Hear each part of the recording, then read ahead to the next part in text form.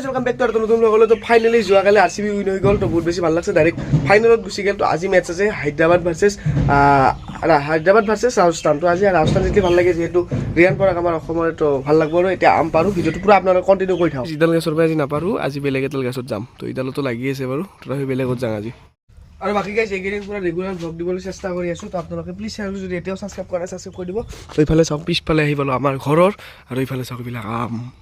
তো দেখাইছিলোঁ এই খিৰিকী দি, তো এয়া ইফালে আম এইবিলাক চাওক, ৱাও খালে হ'ল জাষ্ট। তো এতিয়া পাৰিলেও আৰু পৰিও আছে এইবিলাক চাওক আপোনালোকে, কিন্তু পৰাক এটা নলওঁ দিয়ক, বাদ দিয়ক, ওপৰৰ পৰা চিঙো এতিয়া।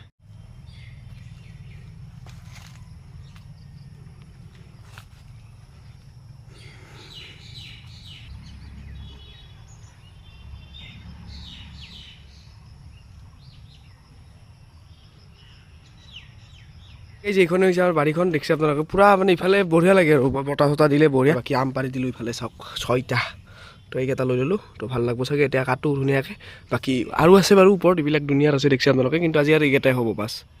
বাকী গাইছ ইফালে আম কাটি আছে, আৰু মই বাৰীত আহি গ'লোঁ একবাৰ। মানে কালি ইয়াতে বলটো হাৰাইছিল, চিন্তেটিক ৰাবাৰ বলটো একবাৰ চাওঁ, মানে কালি ৰাতি চাইছিলোঁ যিহেতু, মানে আবেলি। এতিয়া দিনত একবাৰ চাই যাওঁ আছে নেকি। তো ইয়াতে ক'ৰবাত পৰিছে, একদম ওপৰেদি উৰি আহি ডাইৰেক্ট ক'ৰবাত ইয়াতে পৰিছে। তো তাকে চাওঁ এবাৰ। ঠিক আছে, যিখিনি আম দেখিছে আপোনাক কাটি ল'লোঁ, মানে দুটা কাটিলোঁ একচুৱেলি, 6টা আনিছিলোঁ যদিও। তো এইখিনি এনেকৈ পিচ কৰি লৈছোঁ, চুকি খাব ইচ্ছা নাই, আৰু এইফালে জ্বালা লৈছোঁ, জ্বালা নিমখ লগ কৰি লৈছোঁ। তো বঢ়িয়াকৈ এতিয়া খাই লওঁ।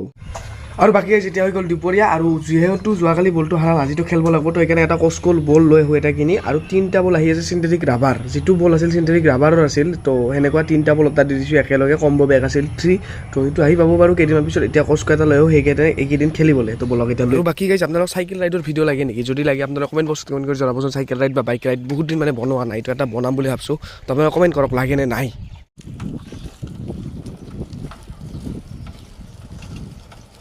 বজাৰত বেছি ভিডিঅ' কৰি থকা নাই, তো এইটো বল লৈ আহিলোঁ, কস্কো দেখিছে আপোনালোকে। তো অলপ পিছত ক্ৰিকেট খেলাম, আপোনালোকে দেখা হ'ব।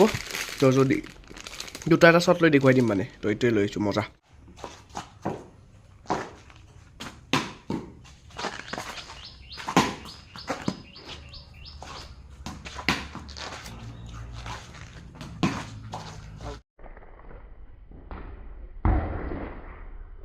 ইফালে পুৰা বুট লৈ আহিলোঁ দেখিছে আপোনালোকে, আৰু চিপছ আছে ইয়াতে। আৰু টছ জিতিল হায়দৰাবাদ, তো বলিং লৈছে। এতিয়া ৰাজস্থানৰ বেটিং চাব লাগে আমি, আৰু মোটামুটি টাইম আছে বাৰু। তো চাওঁ, এই লৈ আহিছোঁ 2-3 পেকেট, ভাইটি লৈ গ'ল বাৰু। তো ক্লিপটো লহাই নহ'ল, তো এইবিলাকো খাই লওঁ এতিয়া। তো বাকী গাইছ খেলা চাই দেখাতে হঠাৎ দেখা পালোঁ সূৰ্যবংশী ক্ৰিছ গেলৰ ৰেকৰ্ডটো ভাঙি দিলে। এটা ছিজনত 59 6 আছিল ক্ৰিছ গেলৰ, আৰু সূৰ্যবংশী 60টা অলৰেডি মাৰি দিল, আৰু মাৰবয়ে। তো ফাইনেলি ৰেকৰ্ড ভাঙি গ'ল। বাকী গাইছ দেখিলে আপোনালোকে সূৰ্যবংশী ক্ৰিছ গেলৰ ৰেকৰ্ডো ভাঙি দিল, প্ৰায় 62টা নেকি টোটেল 6 মাৰি এটা ছিজনত। আৰু যদি ফাইনেলত যায়, আৰু ভাবক আপোনালোকে, ছেমি ফাইনেল আছে, ফাইনেল আছে, তো কিমান 6 হ'ব। তো যি নহওক এতিয়া আউট গেল, বহুত বেছি বেয়া লাগিল। ফাৰ্ষ্টেষ্ট 100ৰ ৰেকৰ্ড ভাঙিব আছিল ক্ৰিছ গেলৰে আছিল চাগে। তো 97 ৰানত আউট গেল, 28 বলত, 29 বলত যদি সি 4 মাৰি কেনে ফাৰ্ষ্টেষ্ট 100ৰ ৰেকৰ্ড ভাঙি গ'ল আজি। কিন্তু উপায় নাই, সি 97ত আউট গেল। তো যি নহওক পুৰা খেলা চাই আছোঁ। ৰাজস্থান আজি ফালি দি আছে। তো ৰাজস্থান যেতিয়া ভাল লাগে, আৰু মই আগতেও যিহেতু কৈছোঁ। তো ঠিক আছে, চাওঁ আপোনালোকে চাই দিয়ক। ভিডিঅ' ক্লিপ দেখুৱাব নোৱাৰোঁ একচুৱেলি মই।